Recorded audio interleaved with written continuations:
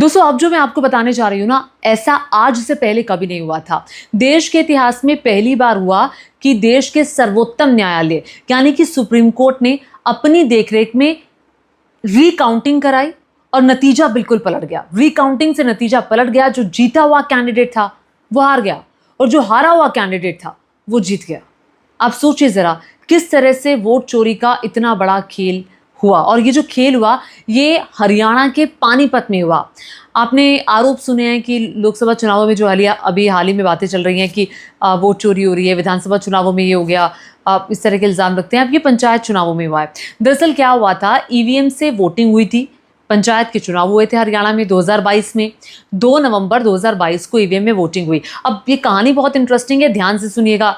6 उम्मीदवार खड़े थे और ये उम्मीदवार खड़े थे पानीपत के बुआना लाखू ग्राम पंचायत के लिए, जो सरपंची का चुनाव हुआ था उसके लिए। 6 कैंडिडेट खड़े थे, उसमें से 2 कैंडिडेट बहुत स्ट्रांग थे। वो थे कुलदीप सिंह और मोहित।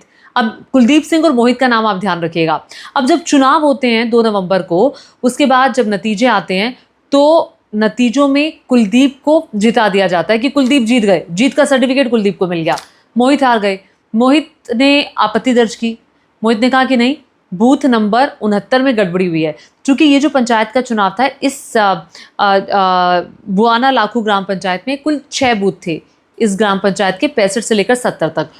मोहित ने आरोप लगाया कि 69वें बूथ पे गलती हुई है। जो मेरे वोट थे वो कुलदीप में डाल दिए, जो कुलदीप के वोट थे वो मेरे खाते में डाल दिए।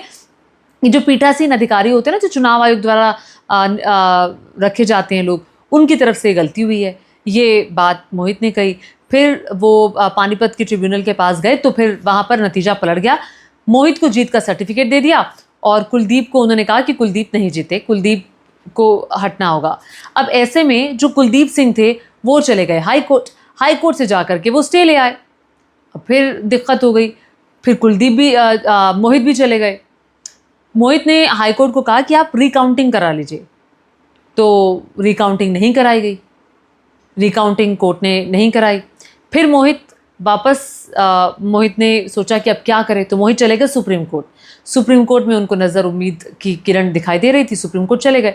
अब सुप्रीम कोर्ट में 3 जजों की बेंच के सामने ये मामला सुना गया। जस्टिस सूर्यकांत थे और भी 2 जज थे। अब जब ये मामला सुना गया तो कोर्ट ने, अभी जून का ही मामला है, तो कोर्ट ने कहा कि पूरी सुनवाई के बाद कोर्ट ने कहा कि जो जिन ईवीएम मशीनों के ज़रिए, इलेक्ट्रॉनिक वोटिंग मशीन के ज़रिए वहाँ पर वोटिंग हुई थी, उन मशीनों को लाया जाए कोर्ट में।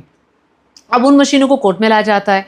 कोर्ट अपनी निगरानी में उन 6 मशीनों से काउंटिंग कराता है, रीकाउंटिंग कराता है, यानी कि दोबारा से गिनती कराता है वोटों की। अब जब वोटों की गिनती होती है तो कुलदीप सिंह को मिलते हैं 1000 वोट और मोहित को मिलते हैं 1051 वोट, यानी कि 51 वोटों से मोहित जीत जाते हैं। मतलब कुलदीप, जिन्हें जीता हुआ बताया गया था, कुलदीप हार गए और मोहित जीत गए। 2022 2 नवंबर को चुनाव हुए थे और ये 2025 है। अभी अगस्त के महीने में, अभी हाल ही में 11 तारीख को 12 तारीख को ही इस मामले का जो नतीजा है वो आया है। मोहित जीत गए। अब सोचिए ना, मतलब इतने वक्त में मोहित का वक्त ज़ाया हुआ, मोहित का पैसा लगा, कोर्ट कचहरी में टेंशन्स हुई और जो गांव के लोग थे उनके काम कितने सारे रुके, क्योंकि मामला बहुत पेचीदा हो गया था। काम इस तरह से हो ही नहीं पा रहे थे कि ये जीते हैं या ये जीते हैं, कुछ कंफर्म ही नहीं था। तो ऐसे में जो वहाँ के लोग हैं उनको भी दिक्कत हुई, पंचायती स्तर के काम नहीं हो पा रहे थे। अब ये समझिए कि वोट चोरी यहाँ पर पकड़ी गई किसकी गलती से? पीठासीन अधिकारी की गलती से। वो पीठासीन अधिकारी जिसको कौन चयनित करता है? चुनाव आयोग। और एक और आपने मामला देखा था पीठासीन अधिकारी का, जो चंडीगढ़ के मेयर चुनाव में हुआ था। वहाँ पर जब चंडीगढ़ में मेयर का चुनाव हुआ तो किस तरह से जो अनिल मसीह थे उन्होंने 8 वोटों को इनवैलिड करार दे दिया था, जिसके बाद मामला सुप्रीम कोर्ट पहुंचा और वहाँ पर जो मेयर था वो भी बदल दिया गया।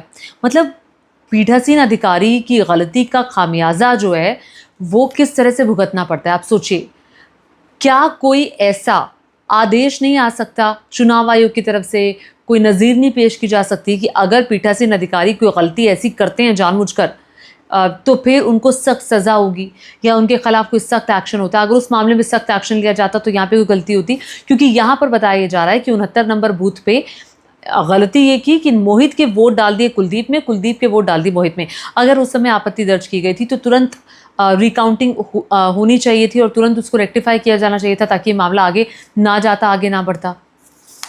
तो आप ये समझ रहे हैं कि ईवीएम भले ही ठीक हो, लेकिन जो चुनाव कराने वाला है, जिसके ऊपर जिम्मेदारी है बहुत महत्वपूर्ण, जिस पर चुनाव आयोग जिसे नियुक्त करता है, उसकी गलती से कितना बड़ा नुकसान हो सकता है। तो ये क्या वोट चोरी नहीं पकड़ी गई? क्या चुनाव आयोग पर उंगली नहीं उठनी चाहिए? इलेक्शन कमीशन की जवाबदेही नहीं बनती कि आपके पीठासीन अधिकारी की वजह से गलती हुई? और दूसरी बात यह है कि चुनाव पारदर्शिता को लेकर बड़ा संदेश कब दिया जाएगा?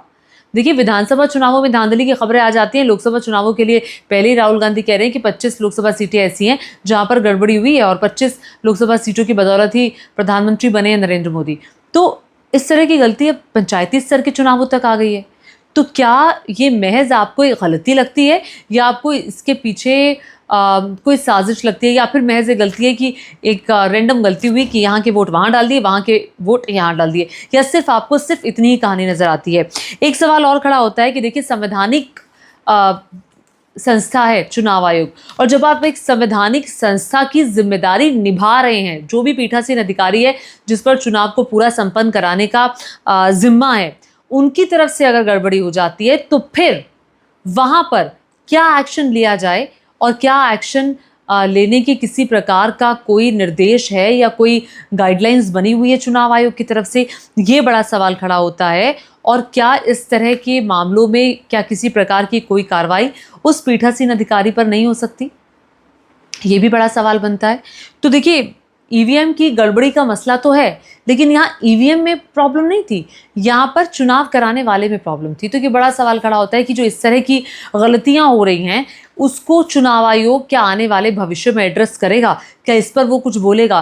क्योंकि ये जो समस्या आई है ना, और ये जो खबर आई है, उससे लोगों का भरोसा उठता है चुनावी प्रक्रिया पर, ईवीएम मशीन्स पर, और चुनाव कराने वाले उस व्यक्ति पर जिसके ऊपर एक संवैधानिक जिम्मेदारी है। हम इतना बड़ा लोकतंत्र हैं, दुनिया का सबसे बड़ा लोकतंत्र है भारत, और यहाँ पर इस तरह की गड़बड़ें अगर होंगी तो फिर भरोसा उठना लाजमी होगा। आप इस घटना पर क्या सोच रहे हैं, नीचे कमेंट करके ज़रूर बताइएगा। और क्या आपको लगता है कि अगर हर केस में सुप्रीम कोर्ट को ही आना होगा तो फिर ये संवैधानिक संस्थाओं की जिम्मेदारी जो है उसका क्या होगा? हर जिम्मेदारी जो है हर एक की बंधी हुई है, यहाँ पर हर संस्था को अपनी जिम्मेदारी लेनी होगी। क्या हर मामले में सुप्रीम कोर्ट का आना ज़रूरी है क्या? मतलब व्यक्ति सुप्रीम कोर्ट जाएगा तभी उसको न्याय मिलेगा, अदरवाइज उसको न्याय ही नहीं मिलेगा। एक ये भी नज़ीर पेश होती हुई दिखाई दे रही है इस मसले से। आपको क्या लगता है? नीचे कमेंट करके ज़रूर बताइएगा। आपको मेरा ये वीडियो कैसा लगा ये भी बताइएगा। धन्यवाद।